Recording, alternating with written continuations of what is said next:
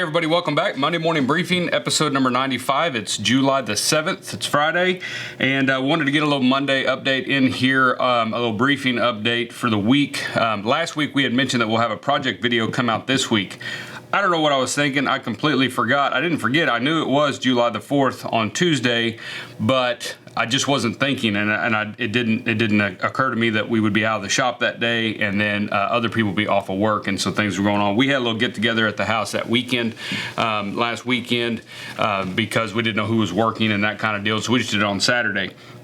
But I ended up working about a half a day on July the 4th, and then I went out to the house and just worked at the house, and we did a little something, just me and the family, and hung out a little bit and stuff like that. With that, anytime there's a holiday, it always puts a snag in your plans, kind of as far as the normal workflow of things. And so pattern packs are being made for the next project video, and they will be, they may be here today. I'm not sure. We got here this morning. Haven't seen anything. Usually come midday. So if they are here today, then we might post that video today. If not, it'll be next week sometime. Once the patterns get here, then we will go ahead and post that video. I don't like to post the video until I have the pattern packs in my possession, if at all possible. We might do some pre-orders on the newsletter, so if you want to sign up for the Leathercraft newsletter, just go to dgsaddlery.com and do that, and we may open that up. If you follow us on Instagram, you may have seen a sneak peek of the project video, or what the project's going to be for that video in our Instagram stories. But other than that, I've just been working on saddles this week, really trying to get some saddles moving. I've got one that we started before we left for Sheridan, and that one's this one right here behind me. It's getting real close. We'll put a seat in that one today, and then this one over here, we shipped one last week and went to Arkansas, and want to thank that customer. It turned out really nice. He's already riding it and roping out of it, so everything went good on that one. This one here should be done next week. We'll probably put a seat in it on Monday, if not this weekend. We've got a cow show this weekend, so we're going to be gone out of the shop the bulk of the day, Saturday and Sunday. We've got some family coming into town, so it's going to be a pretty active weekend around here. I don't know how much shop time I will get, but anyway, we'll try to do what we can if we get a chance to get in here. It's too hot to really do anything down here in Texas. It has been well over 100 degrees every single day. We have been getting a little bit of rain though. We got about a ½ inch total this week, so that's pretty good. We're starting to get worried. We're not like in a drought or anything just yet, but it is starting to get really dry, and so it was really good to get that little bit of rain. And I've been working on building a riding pin, or it's a 40-foot by 60-foot riding pin, just a square pin off the barn. And I'm going to do wood along the bottom so that it holds the sand in for the kids when they're riding, or if we want to work a horse or whatever, we can ride in there. But it's also going to be kind of a mock show ring, and so we can get the show cabs in there. The kids can work on showmanship, things like that. We can invite other people in the community, bring their cattle out to the house, and we can have a little showmanship clinic, things like that. So I'm pretty excited about that. Been kind of working on that, scheming on that for about the last year, as far as just how I was going to do it, where I was going to put it, and waiting on getting other projects done to get to that. And so we're finally making progress on that, and should be able to get sand next week, hopefully, and start spreading that around. So I've been working on that. I might show a few pictures of that on our stories on Instagram or something. But usually when I'm out there, I'm just trying to get projects done in the limited amount of time I have at the house. It's usually the way it goes. If you're working for yourself in a shop, you usually got tons of projects at work, or so to speak, at the shop. And then when you get home, you've got honey-do lists or projects that you want to do, things that you're building at the house too, and so trying to balance that stuff is always hard. I don't find there is a way to balance it. You just work on it when you can. I've got a friend in South Texas that he's been building an arena, and he gets up 5 o'clock in the morning, works until he goes to work on it, welding up stuff or getting stuff laid out, whatever he's got to do. And then when he comes home in the evening, he'll wait till that sun starts to set a little bit, and then he'll work on it under lights in the cool evening. That's the problem with down here, is with it being so hot, 2 o'clock in the afternoon. It can be done, but it's a little more sketchy. You've got to really be sure that you're hydrating and drinking. If you live in the South, or you live in like desert areas, Arizona, out in that area, you got to deal with the same thing. But it's just it's really nice. Growing up, we used to never even ride or rope at the house until it was dark. We had lights on the arena, so we would wait until dark, and then we would saddle horses and do that. And when we got home from school, we'd just do our homework or whatever inside, stay in the AC till the sun started going down, and then you can get out there and do stuff.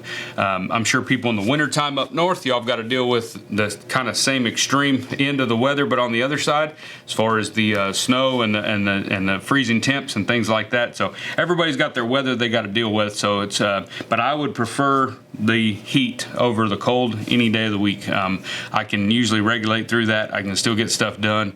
I can still be productive. So I enjoy the heat more, but I was raised in that, and so that's my preference. Claudia wants to go to Alaska. I'm not really sure I want to go all the way up there. I would like to see it, but I would like to see it from inside a nice, warm, cozy cabin looking out so I can stay warm.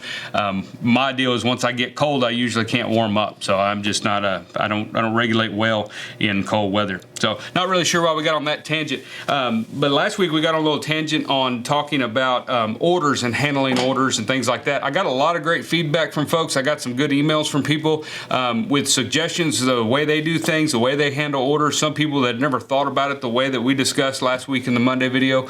And so I was really happy to see all that feedback. You never really know what topics, whether it's a podcast or whether on this channel, I never really know what topics you're going to hit. And so some people usually, like they used to say in college, if you ask the question, there's 10 others that wanted to ask the same question.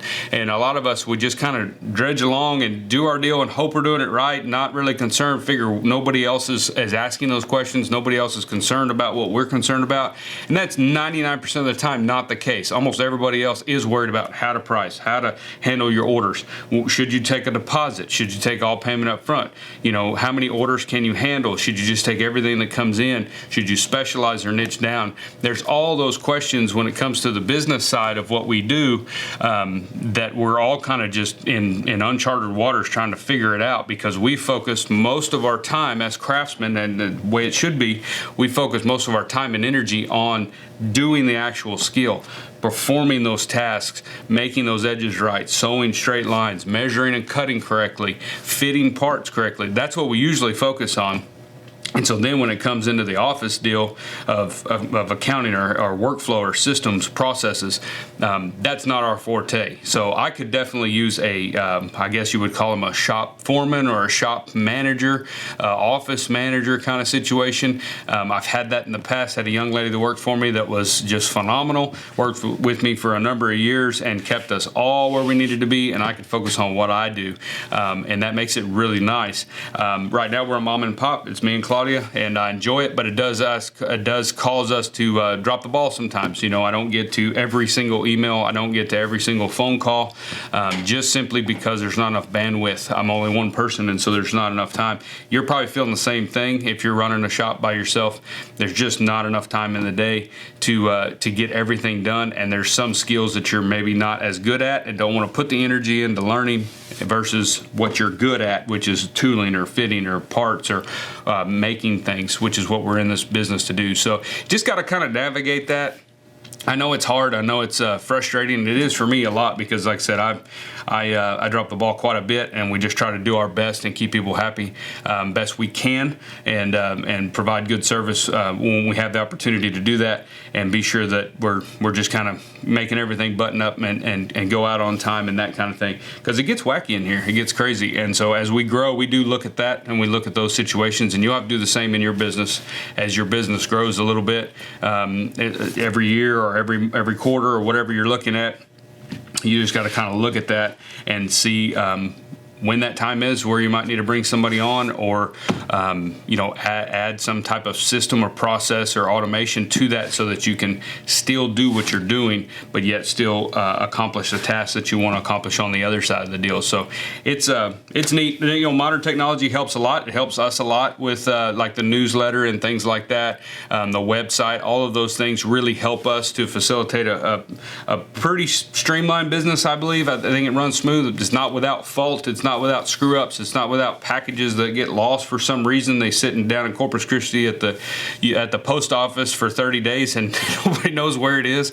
Those things happen. Modern technology is not perfect, so it is what it is. But you just got to keep stabbing at it, keep chopping at it, and try to keep it as straight as you can. As far as everything we're working on, like I said, right now it's just saddles, and I'm kind of trying to work on some of the custom that we do have on the books and try to get some of that out. And and I'm trying to make some inventory for the floor early for Christmas. I know it's way too early to be talking about Christmas and way too hot to be talking about Christmas, but I have to think early enough if I want for, because we're starting to get quite a few customers just generally locally that come from, you know, neighboring towns or whatever to see what we have available. And I've never had enough inventory on the retail floor. Even in years ago when that's all we did, is just normal saddle shop workflow. We never had enough head stalls. We never had enough reins. I mean, we would make them, they would sell, that's great, but we didn't have time to make more. And so it was always kind of a battle trying to keep enough inventory. And if you go to a lot of shows or market days, you're probably experiencing that too. It's just to make 6 wallets to take is a lot of investment and time, really. It's not even that much material. It's just time is sitting there making them. And so that's what I'm trying to do early, is just try to make a few things here and there and put them on there. I made a few things, I guess, 2 or 3 weeks ago, a few knife sheaths and a couple wallets. You know, those have sold. Some of them, well, not all of them, but a bunch of them have sold. And so it's like I'm kind of in the mindset of maybe I need to make them and just put them in a box and wait until the fall to put them on the website. But that seems kind of futile to me. Why not just sell them when you can sell them? But it's just, that's part of the problem of trying to get up enough inventory. But I want to try to have enough stuff in here this Christmas on the website as well as in the store, so when people want to do some Christmas shopping, since we're not taking custom orders here in this shop currently, that way at least they have an option to get somebody something for Christmas. And so kind of playing with that, and then trying to get ready to go to Waco. Waco is going to be August the 11th and 12th, I believe. Whatever that weekend is, it's going to be Friday and Saturday, no show Sunday. So if you're coming to Waco, remember that there is no show on Sunday, but it's all day Friday, all day Saturday. Workshops will start on Tuesday. We're teaching 3 classes there. Our classes are full. So we don't have any openings in any of the 3 classes that we're teaching, but there is a bunch of instructors at that workshop session there at Waco. That if you can go on Leather Crafters and Saddlers Journal website, you can go to the HOT show, the Heart of Texas Leather Show, and you can look at that workshop schedule and you can see what's available. And if you're coming there and you have the ability to come, say on Tuesday or Wednesday, and take a few classes, maybe 1, maybe 2, take you some, because it's a great opportunity to get to work with some of these leather craftsmen that are out there that teach classes all over the country at different little events like this and things like that.